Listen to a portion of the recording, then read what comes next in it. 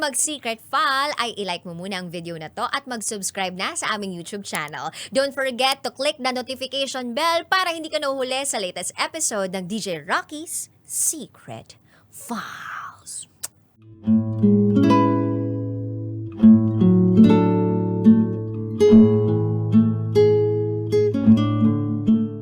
Nakabengbangan ko ang propesor ko sa spa na pinagtatrabahuan ko.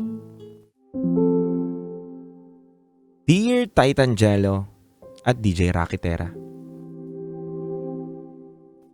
isa akong masugid na tagapakinig sa radyo at love radio app ninyo. Araw-araw tuwing papasok ako sa eskwelahan at sa work, yung mga replay na video ninyo ang pinapanood ko. Sobrang naaaliw ako sa inyong dalawa. Kaya naglakas loob na rin ako na ako naman ngayon ang magbahagi ng kwento ko.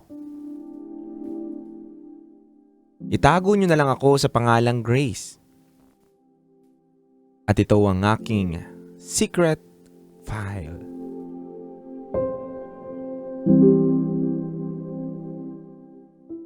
"27 years old na po ako. Isang working student na tiga Pasig. Third year college na po ako at pilit ko pong niraraos ang aking pag-aaral kasabay ng aking pagtatrabaho dahil pangarap ko po ang magkaroon ng diploma.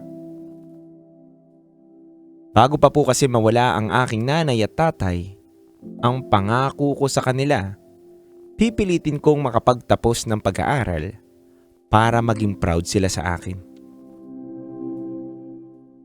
Sa pinapasukan ko po na university, may isang propesor doon na magaling magturo. Pero hindi naman po siya sikat sa university na pinapasukan ko. Hindi siya sikat dahil hindi siya kagwapuhan. Tahimik lang, mukhang masungit, at higit sa lahat, hindi nakikipagkaibigan sa mga estudyante niya. Talagang rerespetuhin mo siya dahil sobrang professional niyang gumalaw. Hindi mo maiisip na gumagawa siya ng kalokohan o makakagawa siya.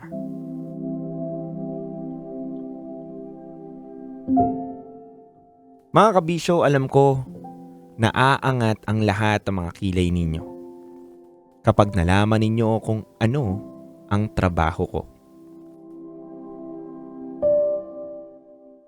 Isa akong masahista sa isang sikat na spa sa Quezon City.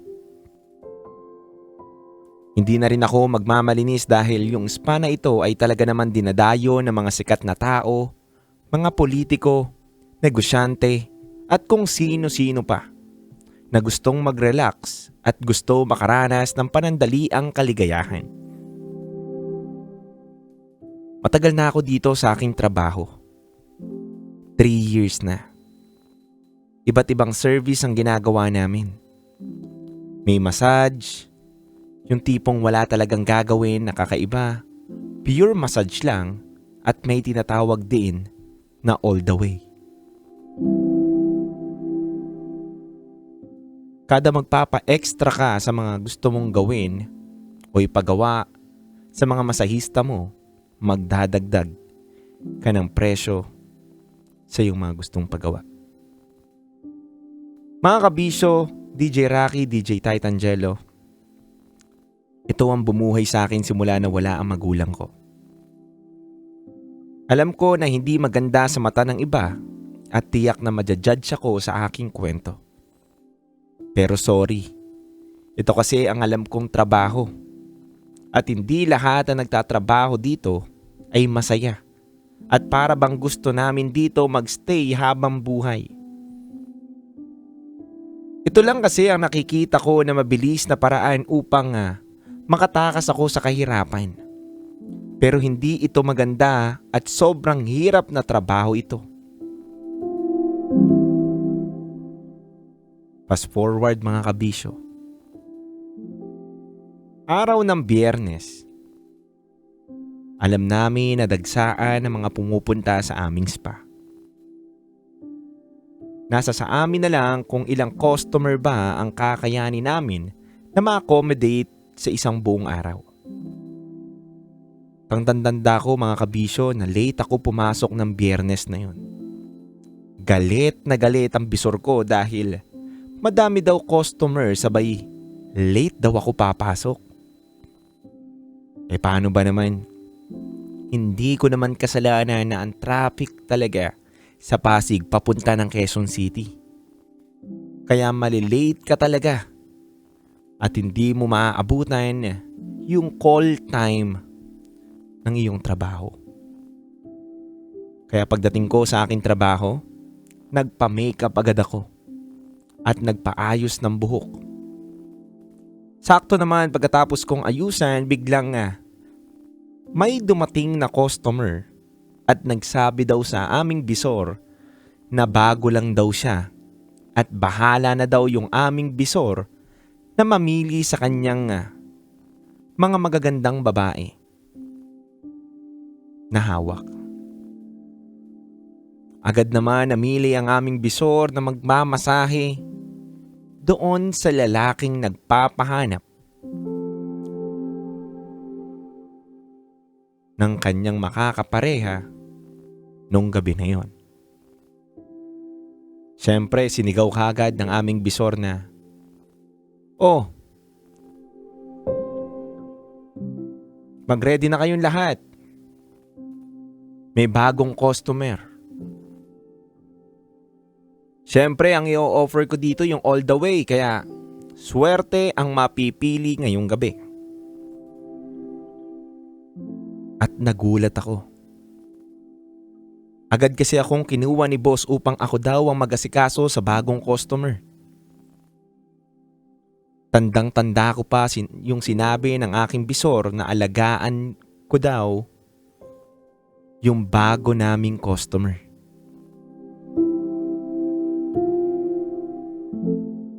Agad naman akong kumuha ng mga gamit sa pangmasahe at pumasok na sa kwarto. At laking gulat ko. Dahil pagpasok ko ng kwarto at pagkakita ko sa aking magiging customer, ay parang pamilyar ang kanyang muka. At tama nga ako. Tama ako nang hinala mga kabisyo. Na yung mismong customer ko ay yun ang mismong profesor ko sa university na pinapasukan ko. Hindi niya ako masyadong kilala. At tingin ko nga hindi niya talaga ako namumukaan. Pero ako, kilalang kilala ko siya. Siya si Prof na masungit, tahimik at hindi pogi. Pero magaling magturo. Kaya tumatakbo sa isip ko ng mga oras na yun, bakit siya nandito? At wala sa itsura niya na pumapasok siya dito. Agad ako nagtanong sa kanya mga kabisyo. Bago lang po ba kayo, sir? First time niyo po ba sa ganitong massage spa? Sagot niya lang ay oo. Sabay nagtanong ulit ako. Soft o hard po ba? Ang sagot niya kahit ano. Mas masarap siguro kung iha-hard kita. Iha-hard mo ako. Nagulat ako sa mga sagutan niya mga kabisyo dahil wala talaga sa mukha niya na papasok siya sa ganitong massage. Agad naman kaming dalawa nag-shower ng sabay. Nagkwentuhan habang minamasahe at pagkatapos ko siyang hilutin, iba naman ang ginawa namin. At dun ko napatunayan na hindi lang magaling si Prof sa pagtuturo. Pati din pala sa ganitong gawain napakagaling niya. Sobrang nagulat ako sa kanya.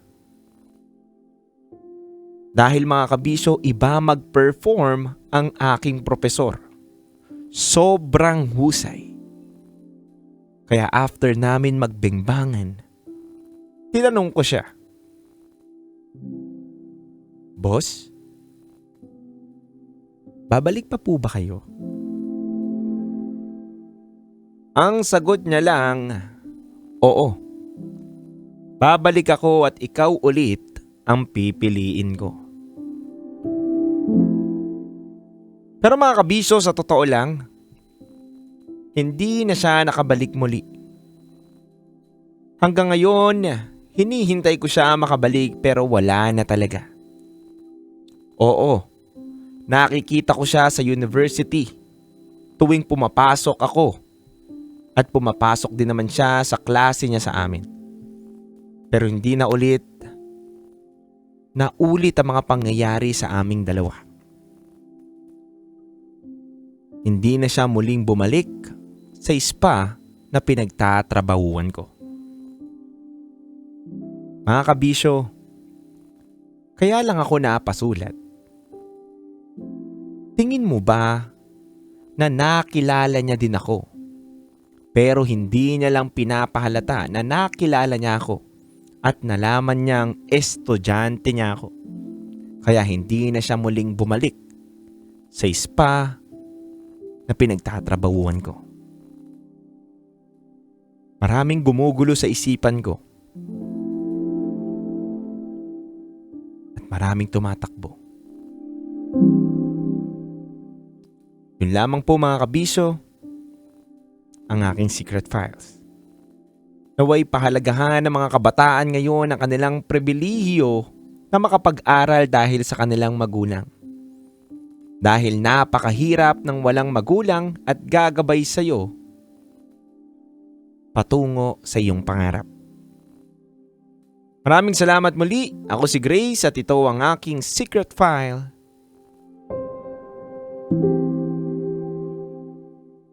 Ngayong gabi na to.